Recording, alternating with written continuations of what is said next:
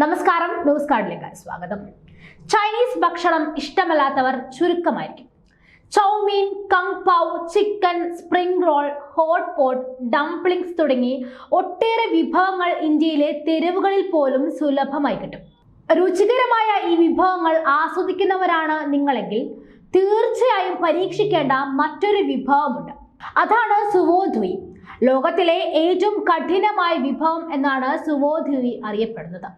എന്നാൽ ഉണ്ടാക്കാനുള്ള ബുദ്ധിമുട്ടല്ല ഇവിടെ പറയുന്നത്, ഇത് ഉണ്ടാക്കാൻ ഉപയോഗിക്കുന്ന ചേരുവകളെ കുറിച്ചാണ്. മറ്റൊന്നുമല്ല, കല്ലാണ് ഇതിലെ പ്രധാന ചേരുവ.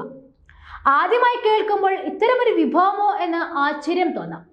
മസാലകൾ, പച്ചക്കറികൾ, സുഗന്ധദ്രവ്യങ്ങൾ എന്നിവയുടെ മിശ്രിതത്തിൽ ചെറിയ കല്ലുകൾ ചേർത്തുണ്ടാക്കുന്ന വിഭവമാണ് സുവോധുയി. കല്ലുകൾ നദിയിൽ നിന്നും ശേഖരിക്കുന്നത് കൊണ്ട് തന്നെ ഈ ഗ്രേവിക്ക് മീൻ രുചി നൽകാൻ കഴിയുമെന്നും പലരും അവകാശപ്പെടുന്നു. നൂറ്റാണ്ടുകൾ മുൻപ് ചൈനീസ് പ്രവിശ്യയായ ഹുബെയിലാണ് സുവോധുയി ഉത്ഭവം എന്ന് കരുതപ്പെടുന്നത്. പ്രധാനമായും കൃഷിയെ ആശ്രയിച്ച് ജീവിച്ചിരിക്കുന്ന ഇടമായതിനാൽ തന്നെ ഈ പ്രദേശത്തെ ജനങ്ങൾ പലപ്പോഴും ഭക്ഷ്യക്ഷാമം നേരിട്ടിരുന്നു.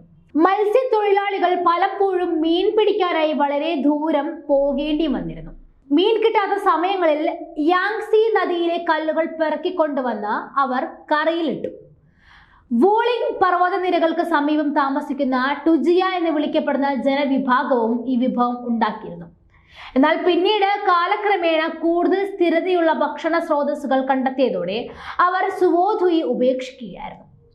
സുവോധുയി ഉണ്ടാക്കാൻ വളരെ എളുപ്പമാണ്.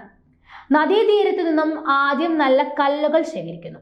ഇത് പന്നിക്കൊഴുപ്പിലോ മറ്റെന്തെങ്കിലും തരത്തിലുള്ള കൊഴുപ്പിലോ വറുത്തെടുക്കുന്നു.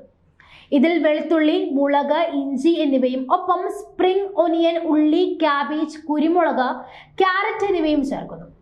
കഴിക്കുമ്പോൾ കല്ലുകൾ മാറ്റിവെച്ച ശേഷം അവയുടെ സത്ത ഊറിയെടുത്ത് ചാറ് മാത്രം കഴിക്കുന്നു. ദാരിദ്ര്യം മൂലമാണ് പണ്ടുള്ള ആളുകൾ വിഭവം കഴിച്ചിരുന്നതെങ്കിൽ ഇപ്പോൾ രുചി അറിയുന്നതിന് വേണ്ടിയും സുവോധുയി പലരും കഴിക്കുന്നു. ചൈനയിലെ പല തെരുവോര കടകളിലും സുവോധുയി ഇന്നും ലഭ്യമാണ്.